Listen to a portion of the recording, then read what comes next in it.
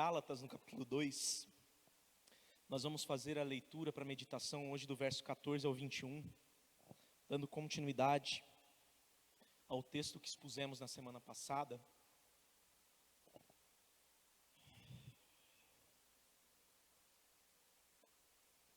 Gálatas, capítulo 2, do verso 14 ao 21. Nós expusemos até o verso 16, mas nós vamos voltar no 14 hoje, para dar uma ideia de um entendimento a respeito da sequência daquilo que Paulo vai tratar a partir de então, na carta dele aos Gálatas. Digo eu que essa é a parte mais importante para que nós compreendamos o evangelho de Paulo e o evangelho que nós devemos crer e seguir como confissão de fé. Então façamos a leitura da palavra do Senhor que diz: Quando, porém, vi que não procediam corretamente, segundo a verdade do evangelho, eu disse a Cefas na presença de todos: se você que é judeu vive como gentio e não como judeu, por que quer obrigar os gentios a viverem como judeus? Nós, judeus por natureza, não pecadores dentre os gentios, sabendo contudo que o homem não é justificado por obras da lei, e sim mediante a fé em Jesus Cristo, também temos crido em Cristo Jesus, para que fôssemos justificados pela fé em Cristo, e não por obras da lei. Pois por obras da lei ninguém será justificado. Mas nós, procurando ser justificados em Cristo, mas se nós, procurando ser justificados em Cristo, fomos também achados pecadores, será que isto significa que Cristo é ministro do pecado? De modo nenhum. Porque se volto a edificar aquilo que destruí, a mim mesmo constituo transgressor. Porque eu, mediante a própria lei, morri para a lei, a fim de viver para Deus. Estou crucificado com Cristo. Logo, já não sou eu quem vive, mas Cristo vive em mim. E esse viver que agora eu tenho na carne, vivo pela fé no Filho de Deus, que me amou e se entregou por mim. Não anulo a graça de Deus, pois se a justiça é mediante a lei, segue-se que Cristo morreu em vão. Oremos. Amado Deus, te louvamos, Senhor, e agradecemos a Ti pela Tua palavra, por termos diante dos nossos olhos a Tua verdade em mais uma circunstância. Obrigado, Pai, por esta oportunidade. Pedimos, Senhor, que o Senhor fale conosco, dirigindo a nossa mente, o nosso coração, a estarmos totalmente concentrados, meu Pai, naquilo que o Senhor tem a dizer. Que as distrações externas, Senhor, que o nosso pensamento lá fora, que os nossos entretenimentos, que as nossas redes sociais deem um tempo neste momento, Pai, e que o Senhor possa falar ao nosso coração, para a glória do Teu santo nome. Esta é a nossa oração em nome de Jesus Cristo. Amém. O título da minha mensagem, queridos irmãos, é Verdade do Evangelho, a doutrina da justificação pela fé. E antes de iniciar, se alguém tiver vontade de tomar água, tem uma aguinha aqui fresquinha, trazida ao tempo. Acho que nos próximos 15 a 20 minutos ela ainda está fresquinha. Depois pode ir para fora tomar, que ela já vai esquentar. Amém? Então o título da minha mensagem é Verdade do Evangelho, a doutrina da justificação pela fé. Como vimos anteriormente, essa carta que é aos Gálatas, ela foi escrita por Paulo basicamente com o intuito de ser uma defesa contra um grupo de falsos irmãos conhecidos como judaizantes. Falsos irmãos esses que se infiltraram nas igrejas locais daquela região da Galácia e queriam fazer com que gentios convertidos a Cristo, eles se voltassem para as práticas do costume da lei cerimonial de Moisés, como um judeu fazia. Essas práticas que eram costumes lá dos judeus do tempo do Antigo Testamento. Então, esses judaizantes, eles chegavam nessas igrejas e eles diziam: não, é Jesus que salva, é sim pela graça, mas o povo que precisa crer em Jesus para ser salvo, não precisa só fazer isso, tem que fazer mais outras coisinhas. Então, o salvo por Jesus, ele deveria também, como um meio de fazer essa salvação completa, se submeter às leis cerimoniais. O que é? Circuncisão, guarda de datas especiais e a guarda da dieta dos judeus. E basicamente, nós vimos que esses judaizantes tinham como estratégia chegar nessas igrejas e dizer que quem tinha os enviado eram os apóstolos de Jerusalém, e que eles sim, aqueles de Jerusalém, os 12, Pedro, Tiago, João, eles sim eram verdadeiros apóstolos. Paulo, segundo o que eles falavam, era alguém que só se dizia apóstolo, mas que tinha ido, aprendido o evangelho com os 12, pregava um evangelho incompleto, que fazia de Cristo uma espécie de ministro do pecado. Ou seja, eles diziam que aquilo que Paulo pregava não era o suficiente para a salvação, porque segundo eles, dizer que a salvação é exclusivamente pela graça, seria uma forma de dizer que Deus concorda com o pecado e aceita o pecado do homem. E é basicamente contra isso que Paulo luta na redação desta carta. Paulo sabia que tinha judaizantes pregando uma falsa mensagem, se dizendo em nome dos apóstolos de Jerusalém.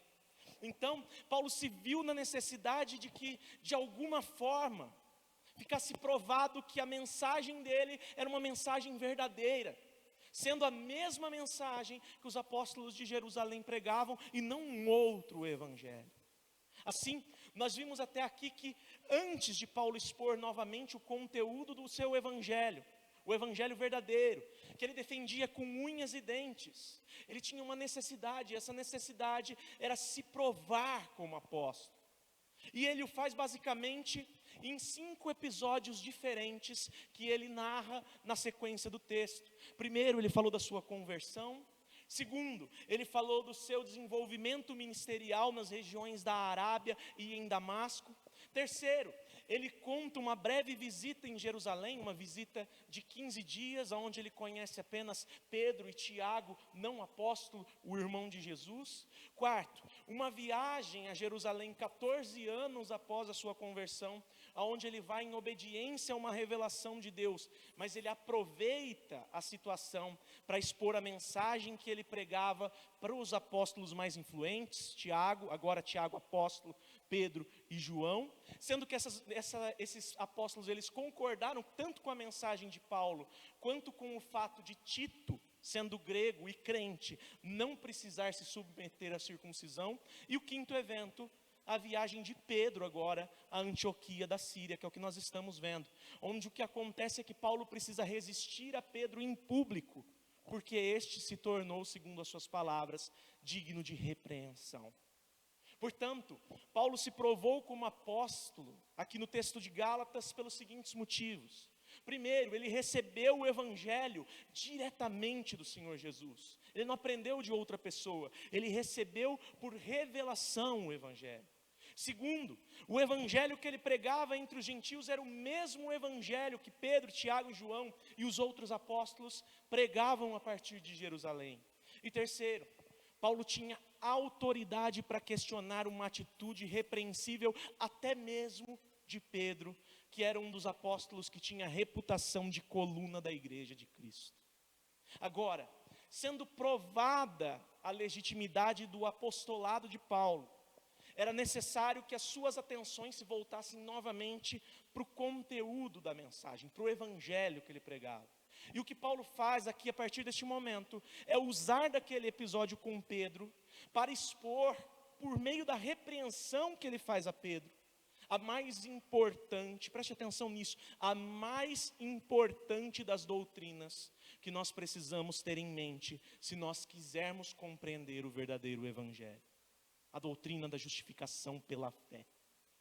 Então, para poder fazer isso, Paulo usa da atitude de Pedro, que se comporta perante os irmãos gentios com uma hipocrisia, querendo demonstrar um tipo de zelo cerimonial que sequer ele tinha naquela ocasião mais. E ele fala da seguinte forma no verso 14.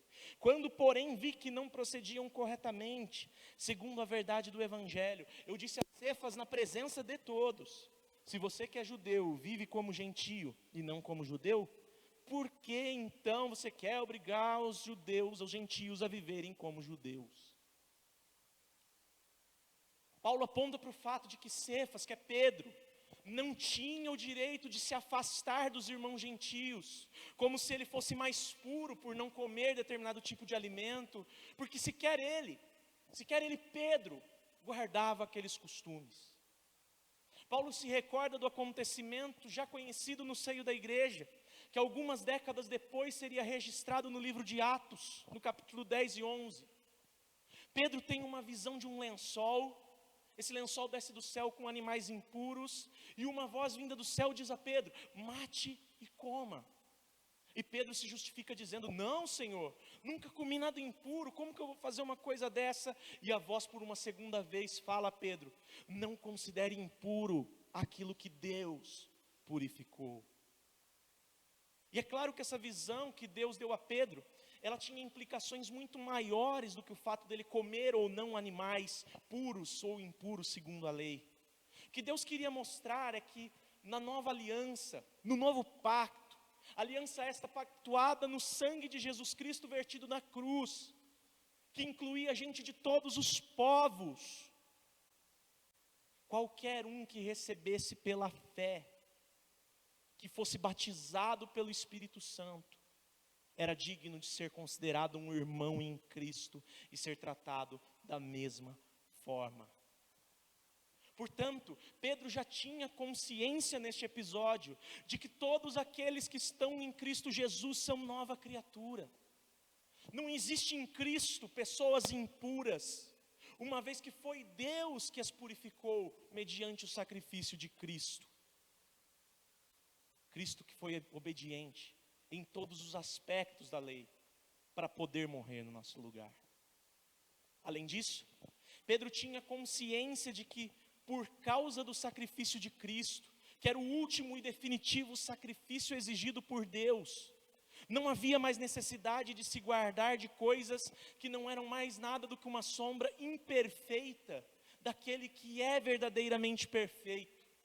Então Pedro sabia que os sábados solenes nada mais eram do que uma sombra do descanso sabático que os crentes, o povo de Deus, terão no céu.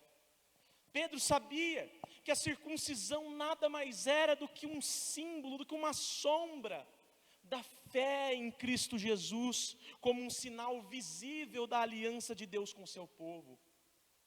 Por fim, Pedro sabia que o cuidado de não comer ou não tocar em animais impuros não era uma determinação de vida, era uma determinação de morte, porque mais cedo ou mais tarde, qualquer homem debaixo da terra viria a tocar em algum animal, mesmo que de forma acidental, animal impuro, e eles poderiam se tornar impuros, e é somente Deus que teria condição de purificá-los.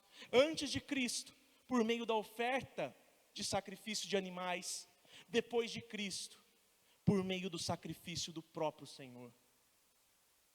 Ou seja, Pedro, a essa altura do campeonato, já tinha consciência plena de quem ele era antes de Cristo, de quem ele se tornou depois de Cristo.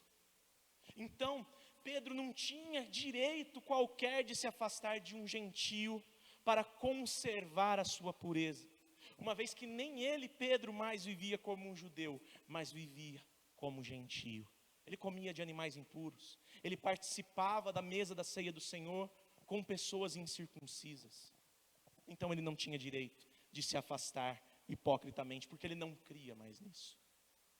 Meus irmãos, quanto a isso nós somos convocados a, de forma prática, a refletir não sobre o posicionamento de Pedro, mas sobre o posicionamento de Jesus. Pedro era alguém entendido do fato de que Deus não faz acepção de pessoas, mas aqui Pedro faz.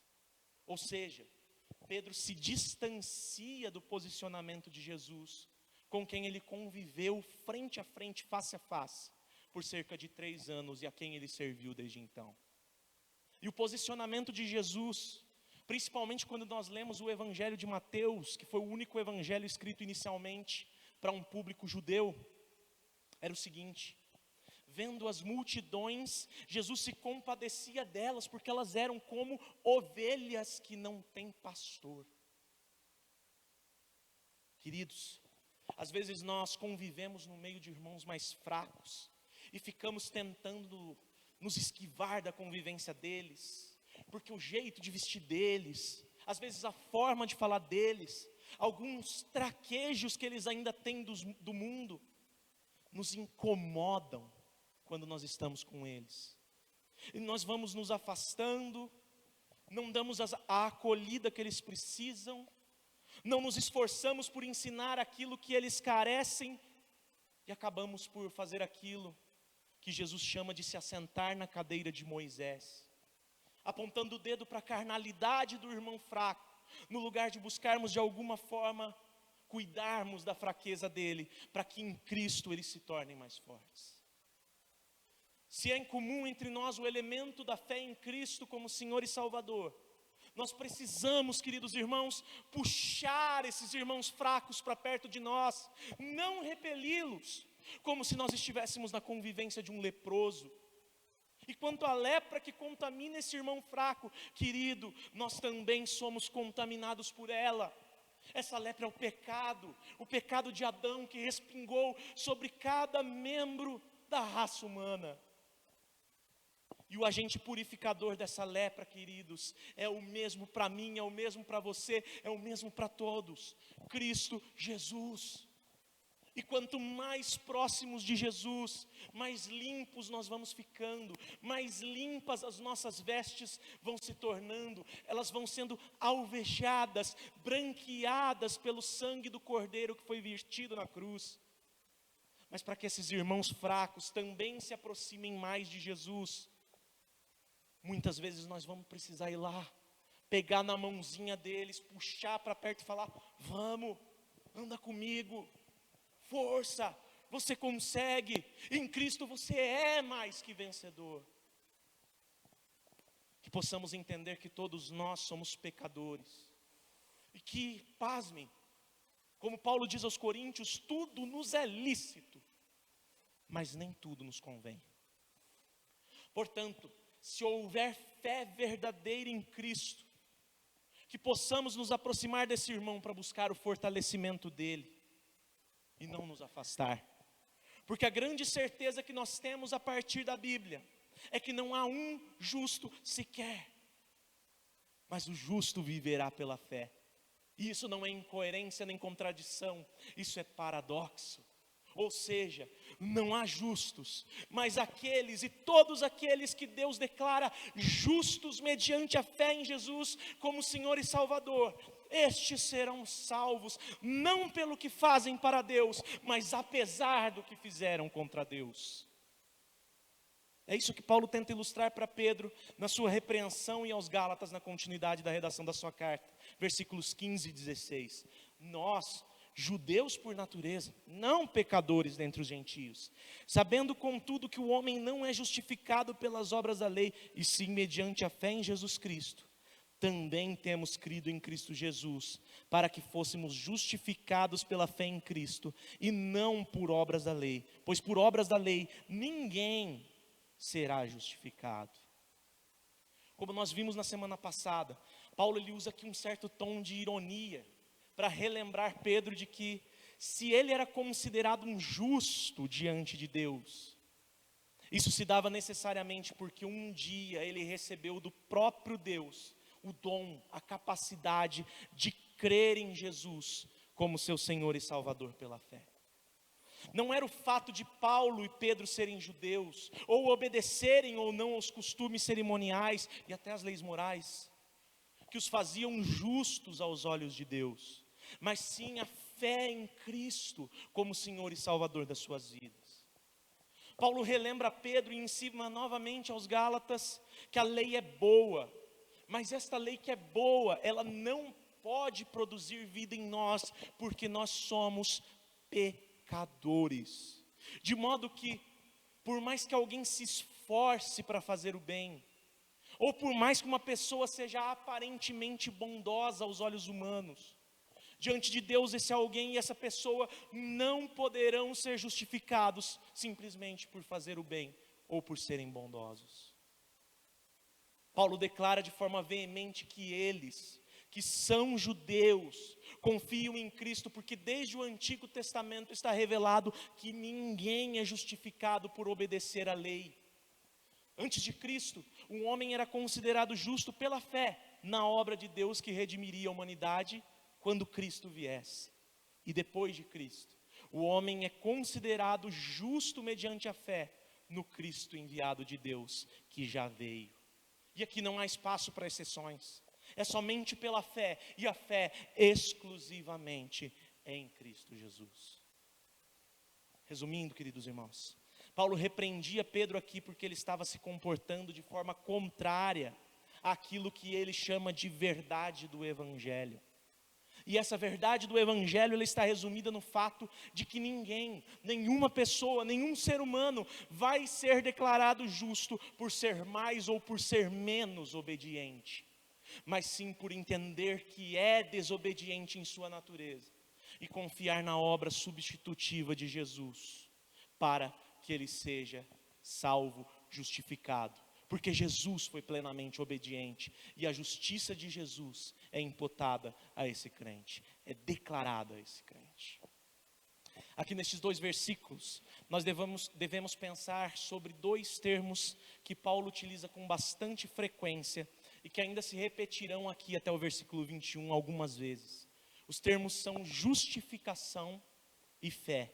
Vamos tratar primeiro do termo justificação. Paulo vai usar este termo 3 vezes aqui no verso 15 e no 16. E ele vai usar ainda, mais uma vez, o termo justificação no verso 17. E o termo justiça, que é o produto, que é o fruto da justificação, lá no último verso, no verso 21. Então, nós estamos falando de um termo que certamente ele é central, um termo que certamente ele é muito importante para que a gente compreenda aquilo que Paulo pensava a respeito do Evangelho, aquilo que nós devemos pensar nos dias de hoje. E quanto à justificação, nós devemos pensar da seguinte forma: justificação é um termo judicial, é um termo que vem dos tribunais. Portanto, o que aconteceu foi que no momento em que o homem pecou contra Deus, o homem se tornou culpado de um crime. Que crime é esse? Transgredir a lei santa que o Deus Santo instituiu. De modo que, por causa do pecado, todo homem ele se tornou merecedor da condenação a este pecado, que é a condenação ao inferno.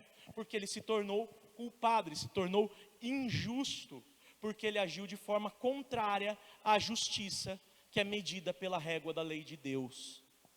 Mas o Deus que é justo e que necessariamente precisa punir o pecado, e ele é glorificado pela punição do pecado, ao mesmo tempo é o Deus que é misericordioso e que deseja livrar, salvar pecadores desta punição, e ele também é glorificado por meio dessa salvação.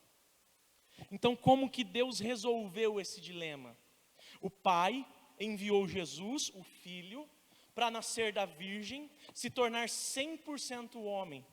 E então Jesus, 100% homem, 100% Deus, sendo perfeitamente obediente a toda a lei de Deus, ele foi enviado para morrer na cruz e receber sobre si, sobre a sua própria carne, a punição de todos os pecados que foram cometidos por aqueles que creriam e creram nele no decorrer da história. Então imagine, irmãos, Jesus recebeu sobre a carne dele a ira de Deus contra os pecados de toda uma humanidade durante toda a história. Jesus recebeu sobre si a ira de Deus contra os pecados de um número incontável de pessoas. É por isso que Pedro diz na sua epístola, que ao morrer Jesus desceu ao inferno e pregou para os espíritos em prisão. Não é que Jesus foi lá no inferno e pregou para quem estava lá, mas é que Jesus recebeu a ira de Deus na sua carne. E esse recebimento da ira de Deus na cruz é a maior pregação que pode existir, sendo a única pregação capaz de libertar espíritos que ainda estão escravizados, cativos pelo pecado, portanto, presos no inferno. Essa é a ideia. Jesus foi o único homem plenamente justo a passar pela terra. Por isso ele tinha a capacidade de receber a punição contra o pecado de outra pessoa, contra o nosso pecado, se tornando o nosso substituto legal. Mas Jesus não permaneceu morto. Ao terceiro dia ele ressuscitou, porque a punição dos nossos pecados em Jesus foi uma punição para a vida, não para a morte. De modo que, para sermos salvos da condenação ao inferno, nós precisamos crer que Jesus é o Senhor e Salvador da nossa vida. E aí o que acontece quando nós recebemos Jesus como Senhor e Salvador pela fé? Deus, tendo em mente o sacrifício de Cristo, do seu único Filho, que, repito, recebeu toda a ira dele no nosso lugar, ele pega essa justiça do Filho e ele atribui a nós, ele imputa a nós, ele declara a nós, no momento em que nós cremos em Jesus. Então, é como se Deus, numa figura de um juiz, assentado num tribunal, vendo o sacrifício de Jesus no nosso lugar, no momento em que nós cremos, ele pegasse a nossa sentença de condenação e rasgasse e jogasse no lixo. Então, quando nós recebemos Jesus como Senhor e Salvador, nós somos justificados, ou seja, Deus determina que nós somos considerados por Ele, Deus, sem culpa, justos diante dos seus olhos. Como que se dá essa justificação? Exclusivamente pela fé. Qualquer fé, não. Pela fé em Jesus como Senhor e Salvador. Que nos leva ao segundo termo que Paulo usa aqui, 2 vezes nestes 2 versículos, e mais uma vez no versículo 20, que é o termo fé. E a melhor forma de nós explicarmos biblicamente fé, é citando o texto de Hebreus 11:1. Ora, a fé é a certeza das coisas que se esperam, e a convicção dos fatos que não se veem. Então, para saber se nós temos essa fé ou não para a salvação, nós precisamos ter em mente uma verdade. A fé é uma certeza. A fé é uma convicção. Convicção do quê? Primeiro, das coisas que se esperam. Segundo, dos fatos que não vemos.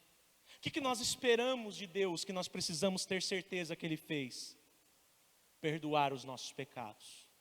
Que fatos que nós não vemos, dos quais nós precisamos ter convicção de que são verdade absoluta? Que Jesus morreu para nos perdoar dos nossos pecados, mas ressuscitou ao terceiro dia, para que nós pudéssemos viver junto dele na eternidade, segundo a justiça dele. Resumindo, Paulo enfatiza para Pedro e para os Gálatas, que o homem somente poderá ser considerado como justo diante de Deus, se ele abrir mão da sua própria justiça, das obras da lei, e confiar na justiça que há em Jesus, mediante a fé, porque Jesus foi o único obediente a todas as obras da lei. Ou seja, se alguém quiser ser salvo, se você, meu irmão, é alguém que ainda duvida da sua salvação, mas é alguém que quer ser salvo, você precisa confiar em Jesus como Senhor e Salvador da sua vida. Nada mais vai te levar para o céu, a não ser essa fé. Você precisa ter a consciência de que se você é salvo, você não é salvo porque é melhor que outra pessoa, porque é mais digno que outra pessoa, mas porque você recebeu de Deus a graça de poder crer em Jesus como Senhor e Salvador. E glória a Deus por isso. Todos os méritos dele, todos os méritos são para ele, dele, por ele e para ele são todas as coisas. Louvado seja o nome do nosso Senhor Jesus Cristo. Mas é claro que aí vão surgir os argumentos daqueles que são legalistas, e surgem. É o caso dos judaizantes da época. Vai vir gente e vai falar, mas é muito fácil então. Mas então, se é só para crer, se é só crer para eu ser salvo, isso aí significa que eu vou crer e eu posso pecar à vontade depois. Os irmãos podem nunca ter ouvido isso, mas eu duvido. Tantas vezes, queridos, eu já fui falar do Evangelho, a tantas pessoas, até com pessoas de igreja, destacando que a salvação é pela graça, que a única coisa que o homem precisa fazer para ser salvo é demonstrar arrependimento e fé. E aí essas pessoas vinham e retrucavam com algo como: mas tem que fazer por merecer. Ou então: mas aí é fácil demais se eu não preciso fazer nada. Ou até mesmo, por quem já é da igreja: eu sei que é assim, mas a gente não pode pregar isso, porque senão a pessoa fica acomodada e não se esforça para obedecer a Deus. Já ouvi isso de líder, tá? Isso é heresia de líder. Queridos, sempre vão vir esses argumentos, porque o mundo não compreende a ideia de uma dependência total. E o que acontece aqui no texto é que Paulo já se previne contra esse tipo de posicionamento, e ele redige aquilo que está escrito nos versos 17 e 18. Mas, se nós, preste atenção neste termo, procurando ser justificados em Cristo, fomos também achados pecadores, será que isto significa que Cristo é ministro do pecado? De modo nenhum. Porque se volto a edificar aquilo que destruí, a mim mesmo me constituo transgressor. Repara o contraste que Paulo usa entre dois verbos. O verbo procurar, qual é a consequência de procurar? Achar. Ele cita procurar e achar. Paulo pensa de antemão naqueles que poderiam vir para ele, virar e falar que a justificação pela fé em Jesus tornaria a salvação algo muito fácil. É como se Paulo já esperasse que alguns viessem para ele e dissessem que isso seria alargar a porta estreita. Dizer que é somente pela fé seria alargar a porta estreita. E Paulo já combate instantaneamente qualquer possibilidade dessa. Quando Paulo vem, ele diz na primeira pessoa: mas se nós, procurando ser justificados em Cristo, na verdade ele não está apontando para a fé verdadeira, para alguém que recebe o dom da fé e acredita em Cristo como Senhor e Salvador. Ele está apontando para uma possível obra do esforço humano. O que Paulo diz aqui a Pedro e aos Gálatas é que qualquer um que disser que crê em Cristo só para aliviar a sua consciência e então poder continuar numa vida de pecado, é alguém que está enganando a si mesmo. É alguém que está caminhando em engano, cujo final será trágico. Repare no verso 17: mas se nós, procurando ser justificados em Cristo, fomos também achados pecadores, será que isto significa que Cristo é ministro do pecado? De modo nenhum. Paulo está falando aqui daquele homem que é imprudente, que fica uma vida toda cega, tateando para ter a sua justiça reconhecida, e então esse homem descobre, porque ele ouviu falar, que Cristo é a única forma dele ser declarado justo. Mas aí ele não se rende verdadeiramente a Cristo. Ele só diz da boca para fora: eu sou crente, sou cristão. Porque aí ele acha que ele, dizendo que é crente, ele vai ter um aval para dizer: não julgueis, você não sabe do meu coração. E aí esse homem é achado pecador por Deus, mas todos somos pecadores, mas aqui ele está falando do pecador da prática do pecado, mas com a esperança de que Jesus vai salvá-lo mesmo assim. E Paulo diz que não funciona desse jeito. Paulo explica no verso 18 que aquele que é salvo por Jesus, o salvo mesmo, que é justificado pela fé, jamais terá o direito de continuar com as mesmas práticas, porque no momento em que ele creu, se ele creu de verdade, aquelas práticas já deveriam ter sido destruídas. Por isso, Paulo diz que se ele voltar a edificar aquilo que ele já destruiu, ou seja, se ele se volta deliberadamente à prática do pecado, que ele já confessou uma vez diante de Deus, então a situação dele voltaria a ser tão grave quanto a situação inicial, porque ele estaria a si mesmo se constituindo como transgressor. As próprias atitudes dele estariam declarando: Deus, me condena porque é isso que eu preciso de condenação.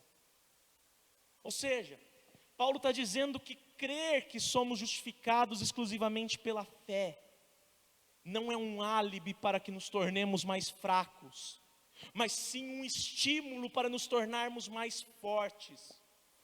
Se nós temos a certeza de que Jesus fez tudo por nós, se nós temos a consciência de quem éramos e de que nós deveríamos estar pendurados naquele madeiro, se nós sabemos que nós merecemos o inferno, mas que Jesus fez tudo para evitar que fôssemos para lá, então nós precisamos viver uma vida responsável diante de Deus. Não porque nós vamos ser salvos se nós obedecermos, mas porque a finalidade para a qual Deus já nos salvou em Cristo é a obediência. Não para a salvação, mas por causa da salvação. É isso que Paulo explica no comecinho do verso 19. Porque eu, mediante a própria lei, morri para a lei, a fim de viver para Deus. Paulo fala a Pedro e aos Gálatas que a fé é verdadeira, a fé que justifica o pecador, é uma fé totalmente identificada com aquilo que Jesus fez. É uma fé de alguém que não se baseia na própria justiça, mas entende que aquele que é verdadeiramente justo morreu morte de cruz para que ele também fosse declarado justo. E então, esta pessoa que crê nisso, todos os dias da sua vida ela passa a decidir viver segundo a justiça de Cristo, não segundo a sua própria justiça, porque sabe que Jesus quem o salvou. Por isso, meus irmãos, aqui eu faço um grande apelo para que cada um de vocês considere a sua própria vida. Eu convido os irmãos novamente a olharem para dentro de si. Será que o irmão não é só um religioso, que acha porque está numa boa igreja, está tudo bem com você? Será que o irmão não pensa que só porque tem gente pior que você, Deus vai te aceitar? Será que até hoje o irmão não tem se esforçado para fazer as coisas para Deus, porque acha que tem que fazer por merecer? Queridos, nós precisamos tomar cuidado com as motivações do nosso coração. Dificilmente há coisas ruins em sua própria natureza, aqui neste mundo. Mas nós precisamos ter em mente os ensinamentos da Escritura, quanto a cada uma das nossas atitudes debaixo do sol. Que atitude é essa?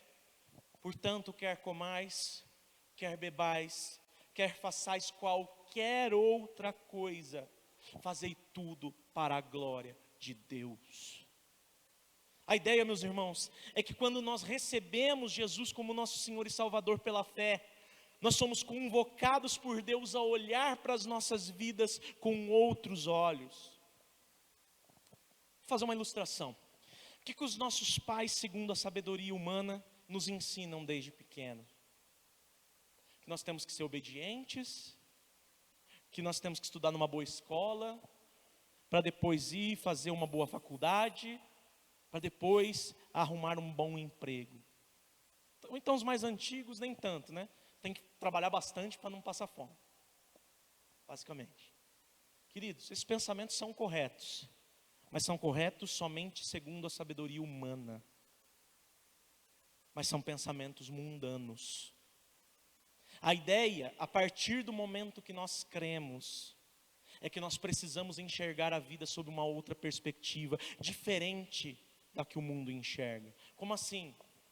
Você tem que ser obediente ao papai e à mamãe, porque o Deus que te ama e te salvou se agrada disso e é glorificado quando você age assim.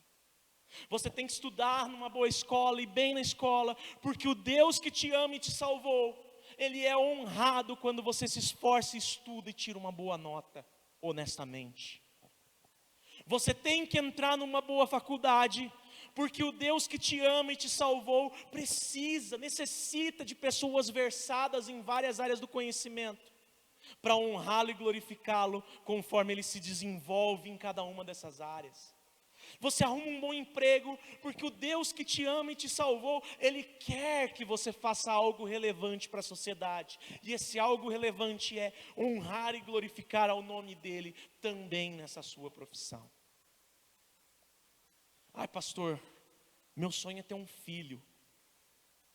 Se você é crente, o seu sonho precisa ser ter um filho para a glória de Deus. Ai, pastor, meu sonho é me casar. Se você é crente, você precisa sonhar casar-se para a glória de Deus. Ah, pastor, meu sonho é ser médico. Pois bem, agora seu sonho é ser médico para a glória de Deus. A ideia de Paulo aqui para nós é que não importa quem nós somos e o que nós fazemos, importa que qualquer coisa que nós formos decidir fazer, deve ser tendo em mente que Jesus morreu no nosso lugar, para que nós fôssemos considerados justos pelo Pai. E então, nós precisamos nos identificar com Jesus na sua morte, nas nossas decisões em nossas vidas. Aliás, não somente em sua morte, mas principalmente em sua ressurreição, conforme Paulo destaca no verso 20. Logo, já não sou eu quem vive, mas Cristo vive em mim. E esse viver que agora tenho na carne, vivo pela fé no Filho de Deus, que me amou e se entregou por mim. Olha a consciência de Paulo. Ele declara aqui uma das mais grandiosas frases da sua literatura: não sou mais eu quem vivo, Cristo vive em mim. Meus irmãos, quando nós recebemos Jesus como Senhor e Salvador, a ideia é que as nossas preferências, elas começam a ser deixadas de lado, para que nós passemos a viver as nossas vidas preferindo a Cristo. Antes nós tínhamos desejos, habilidades, vocações, e tudo isso era orientado exclusivamente para a satisfação das nossas necessidades. Hoje nós temos desejos, habilidades, vocações, às vezes os mesmos, mas nós devemos aprender a orientá-los para a satisfação das necessidades, não nossas, mas do reino de Deus. Por exemplo, eu sei costurar. Como então eu posso honrar a Deus com o meu trabalho de costura? Ou eu tenho desejo, o sonho de abrir, sei lá, uma padaria. Como que eu posso honrar a Deus realizando este meu sonho de abrir uma padaria? A ideia que Paulo nos propõe aqui neste texto é que o viver para Cristo vai muito além de nós fazermos as nossas atividades diárias com honestidade. É muito mais que isso. Honestidade é uma obrigação de todo ser humano, não só do cristão. A ideia de Paulo aqui é que o viver para Cristo é fazer de cada uma das nossas atividades, considerando o fato de que nós somos cidadãos do reino, mas nossas atividades, elas certamente envolverão outras pessoas que não são.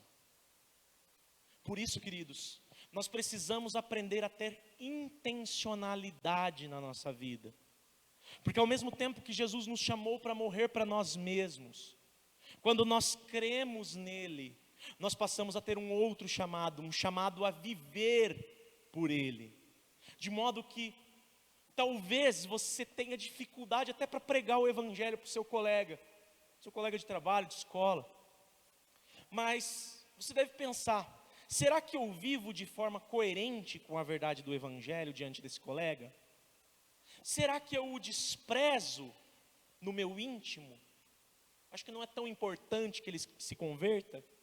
Ou eu tenho compaixão dele? Mesmo que você tenha dificuldade para falar do evangelho, você tem pedido oportunidades a Deus para fazer isso, pelo menos de forma prática no seu dia a dia? Você pede a Deus para que Ele converta o seu próximo, aquele a quem você ama? Às vezes nós nos apegamos muito à parte do estou crucificado com Cristo, mas nos esquecemos que esse viver que agora nós temos na carne deve ser vivido pela fé em Cristo Jesus. São dois pontos, dois polos, dois extremos: o morrer e o viver.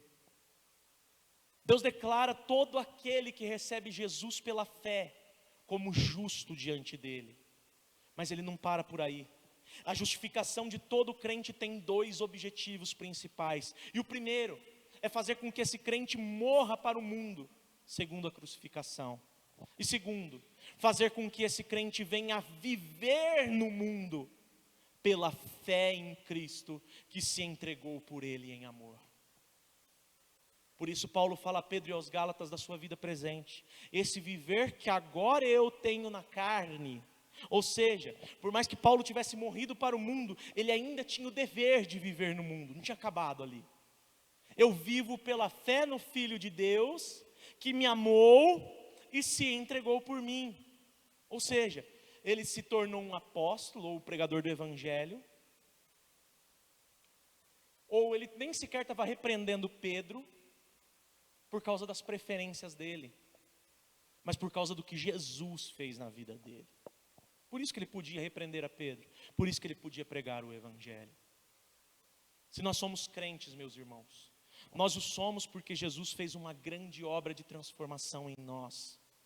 Nós não somos melhores do que ninguém, mas graças a Deus, nós tivemos os nossos olhos abertos pelo Espírito Santo, para que pudéssemos vir a crer em Jesus.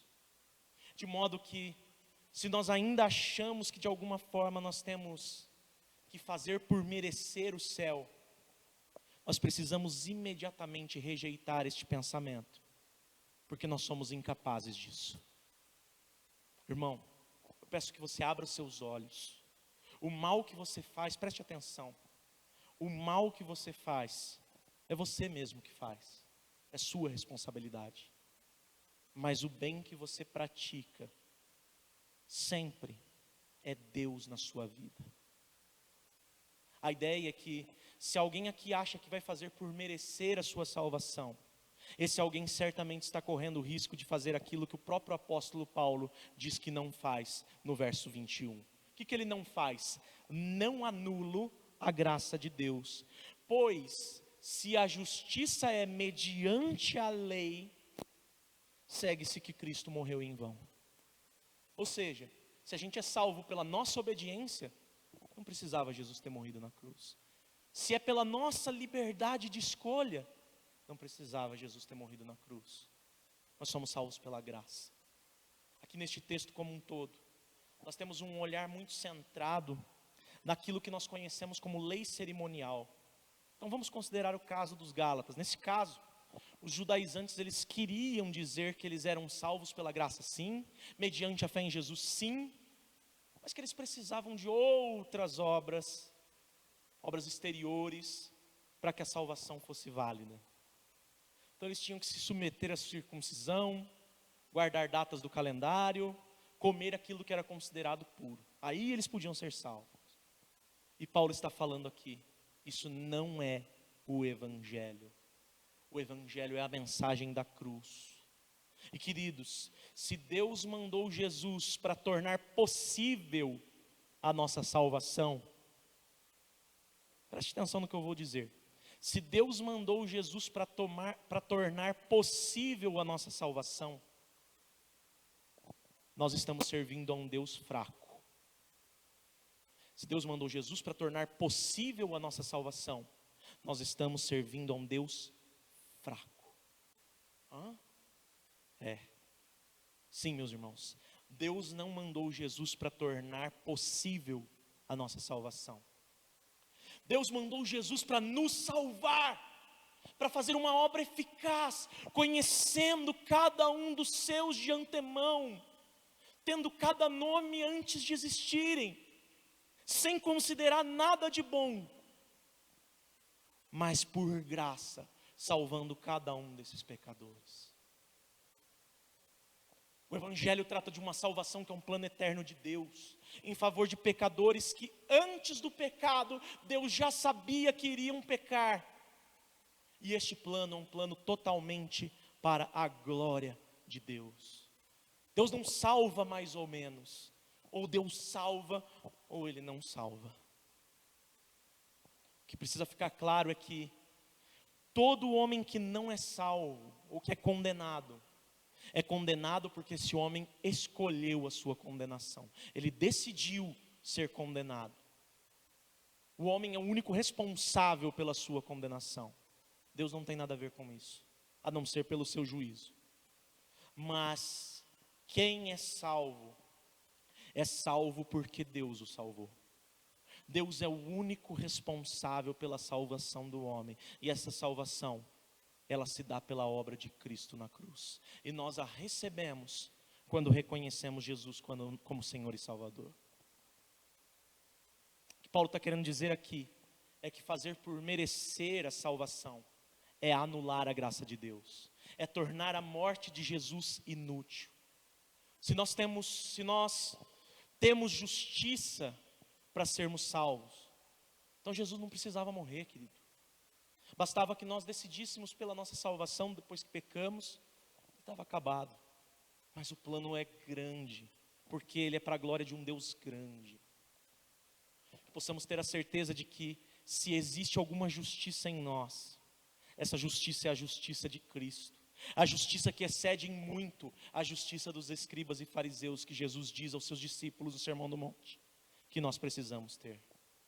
E nós que somos crentes, nós decidimos viver todos os dias por essa justiça, porque nós sabemos que Deus nos separou do mundo para este propósito, para sermos santos diante dEle.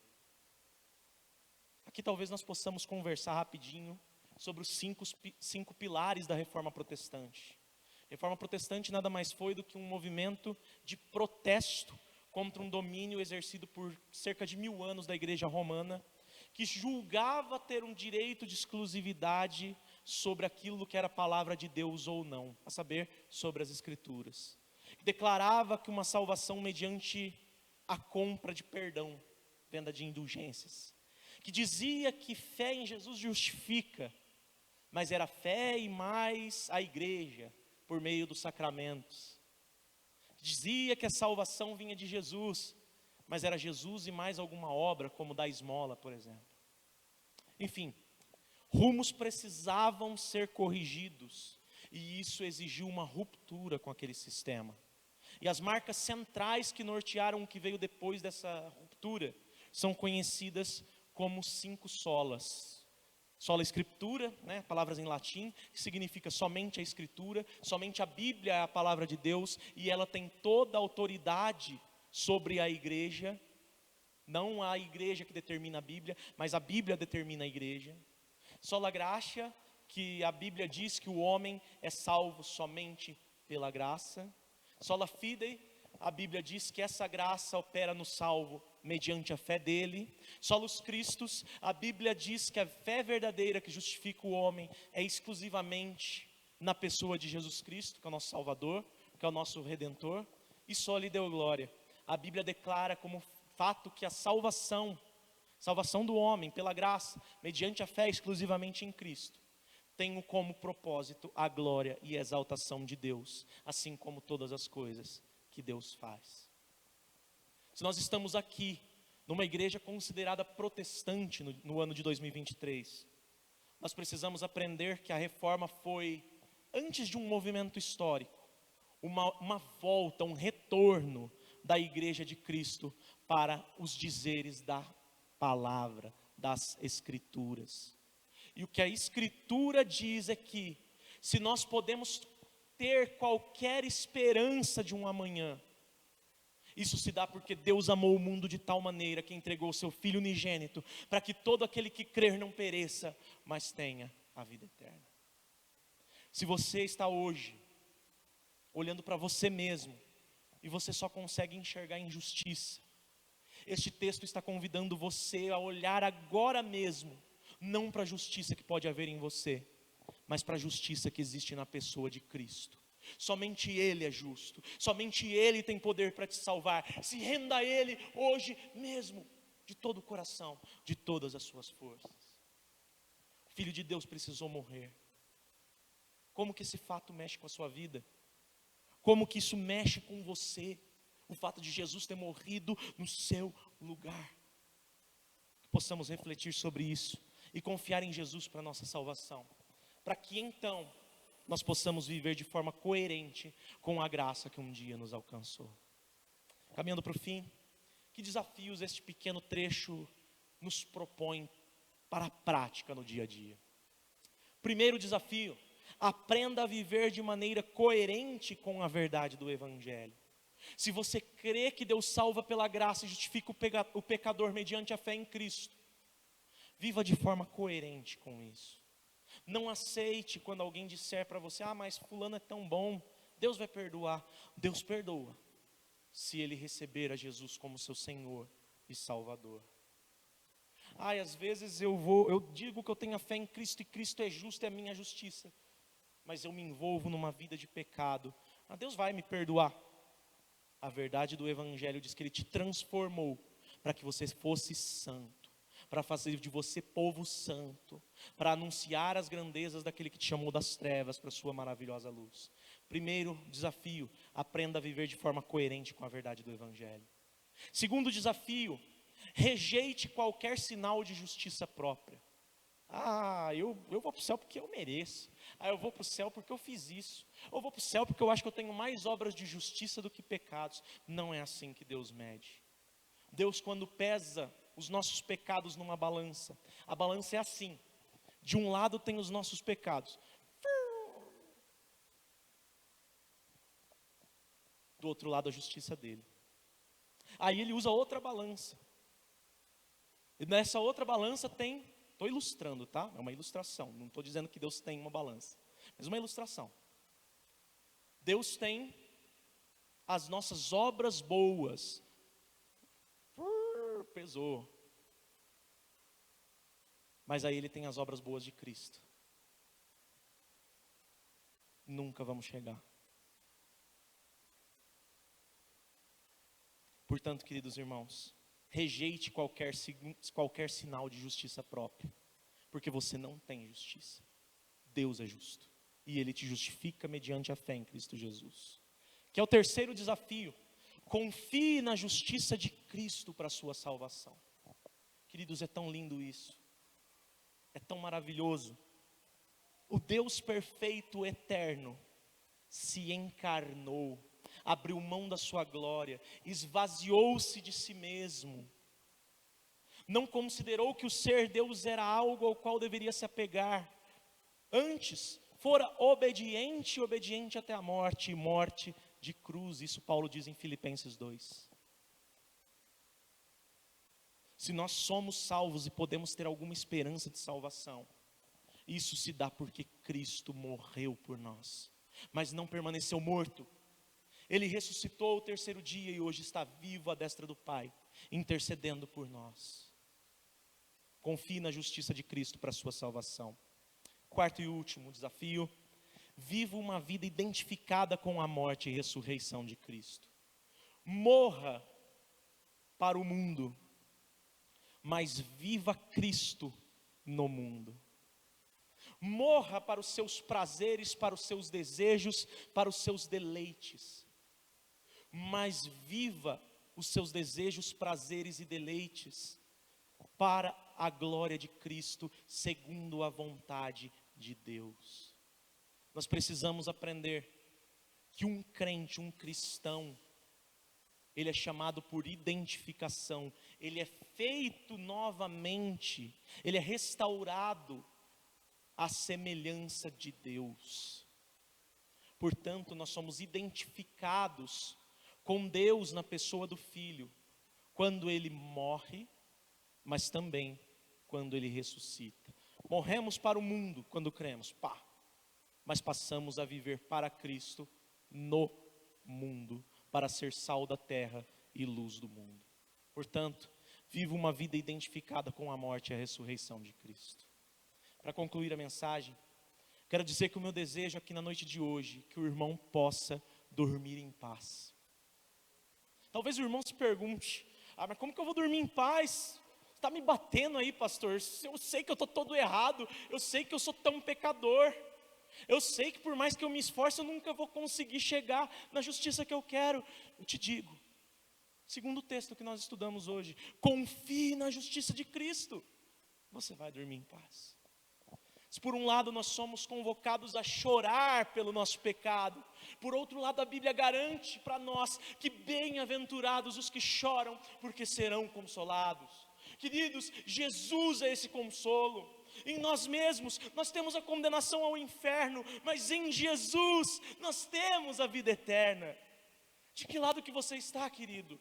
Daqueles que vão passar toda uma vida querendo fazer por merecer, e que no último dia vão ouvir de Jesus: aparta que eu não te conheço? Ou do lado daqueles que se rendem, que se arrependem, entendendo que não são justos, mas confiando que o único e verdadeiro justo satisfez todas as suas necessidades. De que lado você vai estar? Confie em Cristo para a sua justificação. Persevere em Cristo para a sua santificação. Viva para Cristo e glorifique a Cristo em cada uma das suas decisões, para provar e pregar a todos que Cristo, nosso Senhor Jesus, não morreu em vão. Não morreu em vão. Glorifique a Deus com a sua vida, pela fé em Cristo Jesus. Oremos. Senhor Deus e Pai, te louvamos e bendizemos a Ti, porque Tu és bom. E agradecemos, Senhor, pelas Tuas bênçãos, pela Tua palavra, pela justiça que o Senhor declara sobre nós, quando somos despertos pelo Teu Espírito Santo a recebermos Jesus Cristo pela fé. Se há alguém aqui, meu Pai, dentre nós, que ainda não fez essa decisão por Cristo, que o Senhor possa mover o coração dessa pessoa a tomar essa decisão de uma vez por todas, para a glória do Teu santo nome. Mas aqueles que já fizeram essa decisão e talvez possam estar inseguros quanto à Tua obra, Senhor, quanto ao seu destino final, que o Senhor possa mostrar-lhes a Tua justiça, a justiça que o nosso Senhor teve, e que eles possam compreender, meu Pai, que por mais que eles se esforcem, eles nunca conseguirão. Mas se eles se renderem a Ti, eles vão conseguir vitória atrás de vitória, mesmo que pequenas, mas constantes e gradativas, todos os dias. Essa é a nossa oração, Pai, no nome de Jesus. Gratos porque o Senhor nos justificou e ansiosos, Pai, para o tempo no qual o Senhor, nos declarando justos, também nos ressuscitará para a glorificação, junto com o nosso Senhor Jesus Cristo. Em nome de Jesus.